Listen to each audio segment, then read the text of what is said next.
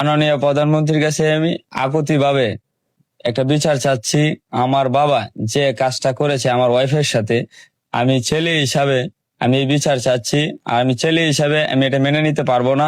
যেন সারা বাংলাদেশের এরকম পুত্রবধূ যেন শ্বশুরের কাছে নিরাপদ থাকে।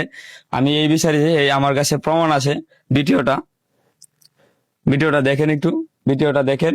এই ভিডিওটা আমার বউ ওয়াইফে গোপনে ধারণ করে রাখছিল, তার জন্য আমি প্রমাণটা পাই। আমি বিশ্বাস করতাম না আমার ওয়াইফের কথা, প্রায়ই বলতো, আমি বিশ্বাস করি না। তার জন্য ভিডিও করি। আমার দেশে আমি বিচার কি করবো? বাপের বিচার কি পুতে করতে পারে? তার জন্য প্রধানমন্ত্রীর কাছে বিচার চাই।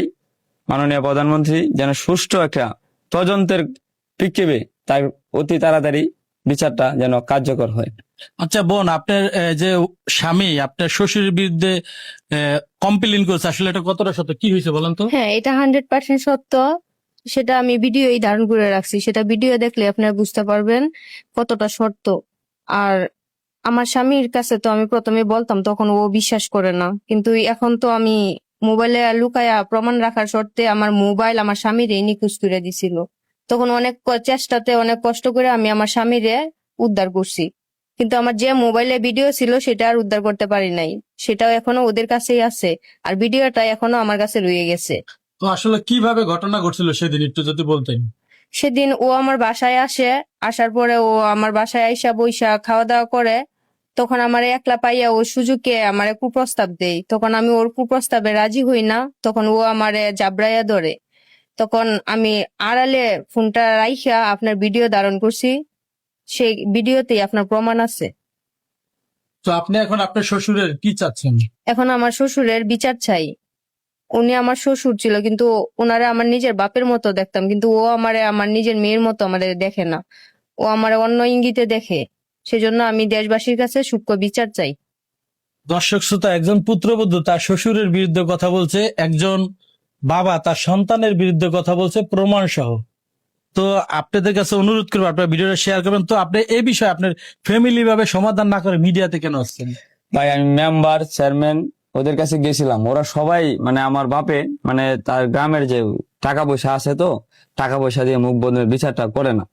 আমি যদি বিচার পাইতামই তাহলে মিডিয়ার কাছে আসে। আমারও তো একটু ইজ্জত আছে। আমার একটা ছেলে আছে 6 বছরের, এই আমার 2টা বোন আছে। এই চিন্তা ভাবনা করে ভিতরেই ছিলাম। কিন্তু আমি এতদিন ভুক্তভোগী হয়ে এখন জানেন নিরাপত্তা নাই, ওরা যে কোনো টাইম আমাকে মেরে ফেলতে পারে। তার জন্য মিডিয়াকে আমি জানাই, মিডিয়ার কাছে বলতে চাই আমি যেন বাঁচতে চাই আমার পোলা পান্ডে নিয়ে। আর আমি ফেরি করে খাই। আমি বলতেছি আমি নুন ভাত, আমি বাপের অংশ চাইছি না। আমি খালি নুন ভাত খাই বেঁচে থাকতে চাই, আর কিছু চাই না। দর্শক শ্রোতা, একজন সন্তান তার বাবার জন্য বিচার চাচ্ছে। তার বাবার কাছে তার যে ওয়াইফ আছে সে আসলে লাঞ্ছিত, বঞ্চিত। তো আমি আসলে কিছু বলতে চাই না, যে এরকম কুলাঙ্গা শ্বশুর থাকার থেকে না থাকা ভালো। তো যারা এরকম কাজ করে আসলে তাদের কি বলবেন, যারা যেই সব শ্বশুরেরা পুত্রবধূকে খারাপ নজরে দেখে?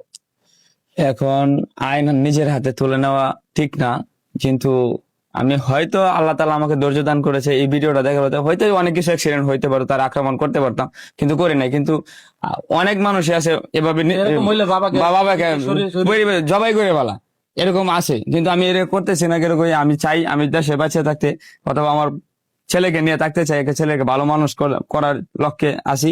তবে এমন একটা শাস্তি হোক, আমি দাবি জানাই যেন একটা শাস্তি দেখে সারা বাংলাদেশের শ্বশুর যেন ভালো হয়ে যায়, পুত্রবধূ কোনো জন না দিতে পারে।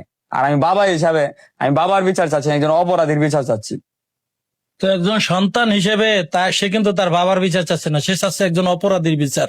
তো সেই বিচার কিন্তু দেশবাসী আপনাদের কাছে দিল, এবং মাননীয় প্রধানমন্ত্রীর কাছে বিচার দিলে এখন বাকিটা করার দায়িত্ব আপনাদের জনগণের। যারা ভিডিওটা দেখছেন আপনাদের কাছে অনুরোধ করবো আপনারা ভিডিওটা বেশি বেশি করে শেয়ার করে দেবেন। সবাই ভালো থাকবেন, সুস্থ থাকবেন। আল্লাহ হাফেজ।